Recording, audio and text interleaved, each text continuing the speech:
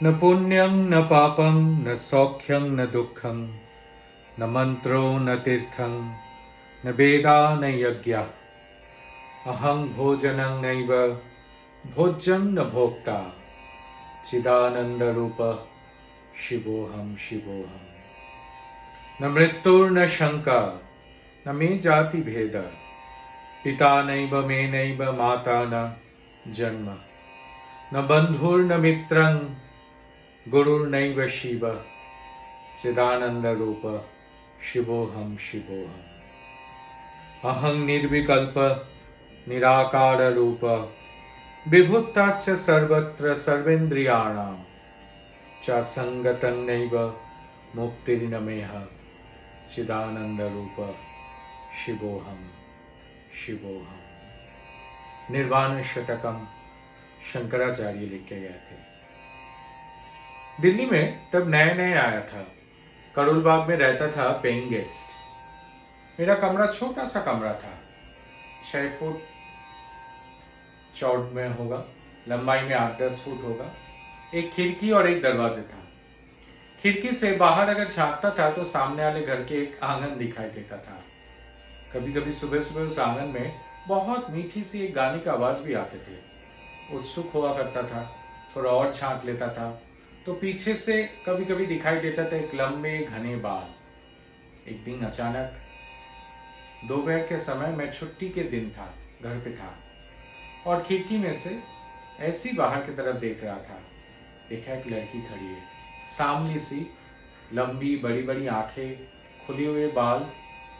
खूबसूरत कितना है पता नहीं था मुझे, लेकिन देख के ही दिल में बहुत शांति सा महसूस किया। सब कुछ जैसे ठहर गया। एक बेचैनी सी जैसे कहीं रुक गई, थम सा गया जैसे समय। उसके बाद 7-8 महीने बाद वो घर बदल लिया। कभी पीछे मुड़ के गया नहीं देखने के लिए, भूल भी गया उसके बारे में। 3-4 साल पहले ऐसे ही गाड़ी में से नेहरू प्लेस के सामने से दिल्ली में चल रहा था। बाहर की तरफ ऐसे देखते देखते जा रहा था। अचानक देखा एक बस स्टैंड में वही लड़की खड़ी है। मैंने अपने वाहन चालक को कहा, गाड़ी रोक सकते हो क्या? तो उसने कहा, नहीं साहब, यहाँ तो गाड़ी नहीं रोक सकते, आगे जाके यू टर्न करके ले आना पड़ेगा। मैंने कहा, इतना समय नहीं है, मैं बहुत बेचैन हो रहा था और जल्दबाजी में कहा, गाड़ी यहीं रोक दो, मैं उतर जाऊंगा। दौड़ भाग के पीछे की तरफ बस स्टैंड में जाके पहुंचा। भीड़ में वो कहीं नहीं दिखाई दी। थोड़ा मायूसी हो गया। भीड़ के पीछे जाके सीट पे बैठने के जब सोच ही रहा था, अचानक देखा एक कोने में वो लड़की बैठी हुई है। मैं मनी मन सोच रहा हूँ कि ये भी सोच रही थी होगी कि मैं तो इन्हें जानता भी नहीं हूँ, क्या ये मेरे पीछा कर रहे हैं? यही सोचते सोचते मैं हिम्मत नहीं जुटा पा रहा था उनसे बात करने का। ऐसे ही जाके बगल में खड़ा हो गया और देखने लगा उनके तरफ। 3-4 मिनट बाद अचानक वो मेरे तरफ देखी और कहने लगे, आप करोलबाग में रहते थे ना? मैंने सुन के हैरान हो गया। इन्होंने कभी मुझे देखा भी होगा, कैसे जानती है मैं करोलबाग में रहता हूँ? मैंने हाँ में जवाब दिया और पूछा, आप यहीं पर ही रहती है? मैंने कहा, हाँ, नजदीक ही रहता हूँ। मैं एक मिनिस्ट्री में नौकरी करता हूँ, हर दिन ऑटो से जाती हूँ। आज ऑटो मिल नहीं रहा था इसलिए बस स्टैंड में आके खड़ी हूँ। देखिए मेरा नसीब, बस मिल ही नहीं रहा है और अच्छे नसीब भी देखिए आप मिल गए 2-4 बातें करने के लिए। मैंने उन्हें कहा, आपको मैं गाड़ी से छोड़ सकता हूँ अगर आपको कोई एतराज ना हो। तो उसने कहा, एतराज किस बात के? आप शक्ल से तब भी शरीफ लगते थे, अब भी शरीफ ही लगते हो। आपके गाड़ी में जाने के लिए तैयार हूँ। बैठ गई आके गाड़ी में। मैं जेंटलमैन की तरह सामने वाले सीट पे वाहन चालक के साथ बैठ गया। पीछे वो बैठी हुई थी। 15-20 मिनट गाड़ी चलने लगे, हम लोग कोई भी बात नहीं किया। जब उनके दफ्तर पहुंच गए, गाड़ी से उतरते उतरते उन्होंने कहा कि आप जिस घर में मुझे देखा करते थे करोलबाग में, उस घर में मैं रहती थी एक बड़े बुजुर्ग के देखभाल करने के लिए। मैं झारखंड से हूँ, पढ़ाई लिखाई सब कुछ किया है, तब नौकरी नहीं मिल रही थी। हिम्मत जुटा के नौकरी की कोशिश करते गए, फिर सरकारी नौकरी मिल गई। आज मैं इस दफ्तर में एक इस ऑफिसर पद पे नौकरी कर रही हूँ। मेरी शादी भी हो गई।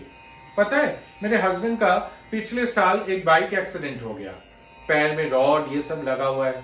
बिस्तर पे पड़े हुए, लेकिन डॉक्टर कह रहे बस 3-4 महीने की बात है, उसके बाद वो चलने लगेंगे। मेरी एक छोटी बेटी जी है, जन्म से ही वो सही से सुन नहीं पाती है, उसका भी इलाज करा रहे हो और शायद 1 आध साल में वो भी ठीक हो जाएगी। ये सब कहते हुए एक थोड़ा सा हंसी उनके शक्ल पे मैंने देखा, लेकिन एक बहुत अलग सा ठंडक महसूस कर रहा था मैं उनके आसपास रहने का। कहते हुए चली गई। मैं हिम्मत जुटा के उनका नाम तक भी नहीं पूछ पाया। मन ही मन में उनका एक नाम सोच लिया, आशा। जब मैं कॉलेज में पढ़ता था, पहाड़ में बहुत घूमने जाता था। एक बार घूमने गया, ट्रैकिंग करने 3-4 दोस्तों के साथ।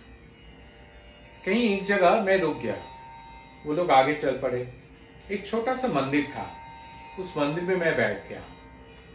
मंदिर में कोई भी नहीं था, सिर्फ एक कोने में एक साधु बाबा जी बैठे हुए थे।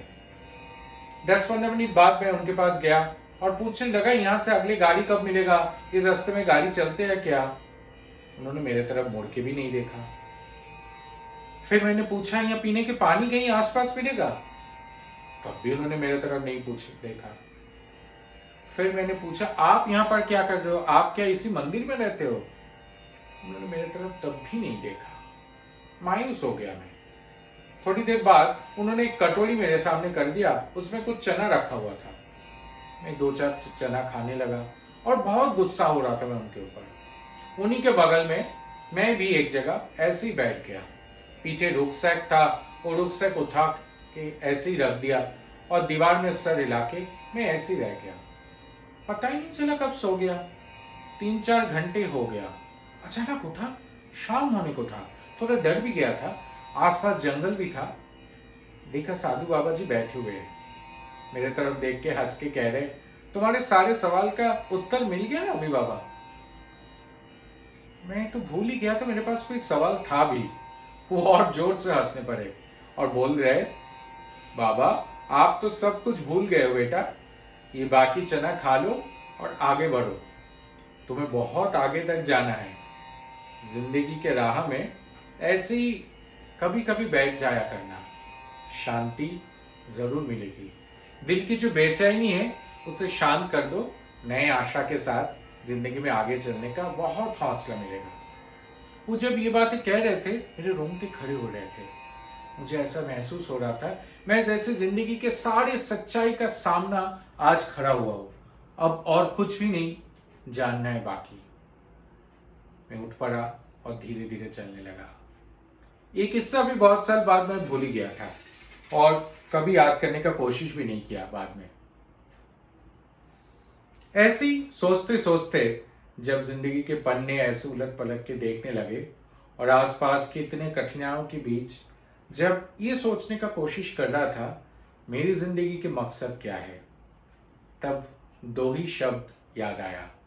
एक है आशा, नए सवेरा ले आने का आशा, और दूसरा शांति, दिल को शांति, दिल को ठंडक। जब तक हम लोग अपने आप को शांत नहीं करेंगे, अपने आप की बेचैनी को कभी ना कभी शांत नहीं करेंगे, नए आशा नए सवेरा कभी आएगा ही नहीं।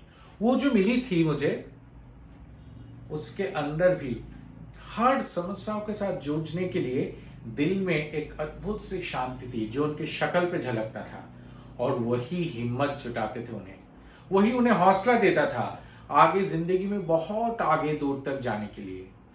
ऐसे सवाल आपकी जिंदगी में भी होगा, मेरे जिंदगी में भी है। ढूंढते ढूंढते शायद कभी मैं भी शांत हो जाऊंगा, आप भी शांत हो जाएंगे, और जो नया आशा जिंदगी में चलने के लिए हम सबको मिलेगा वो इतना खूबसूरत होगा, उसमें कोई नहीं मायूस होगा। निर्वाण षटकम के तरह शंकराचार्य के अर्थ हमें शायद ना भी पता हो, लेकिन इतना तो जरूर पता है, जब यहाँ शांत होता है तभी नया आशा आता है। आज मेरा जन्मदिन है और मुझे ये आशा करने में बहुत अच्छा लग रहा है आप सभी लोगों के साथ आपकी जिंदगी में भी ऐसा ही शांति, ऐसा ही आशा हमेशा बना रहेगा। इसी शुभकामना के साथ रफू आरबी आज आप सभी लोगों से विदा लेना चाहता है। आप भी अगर जिंदगी में कभी भी ऐसे किसी इंसान, किसी पल से जरूर फेस टू फेस मिले होंगे और आपको अपनी जिंदगी का नया मकसद ढूंढने में हेल्प किया होगा, तो जरूर मेरे साथ बांटिएगा।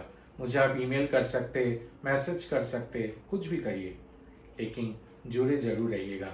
हम सब लोग मिलकर ये जो कोशिश कर रहे हैं नए तरीके से रफू करने का, ये कभी बंद ना हो, इसी आशा और सोच के साथ नमस्कार, शुक्रिया एंड थैंक यू।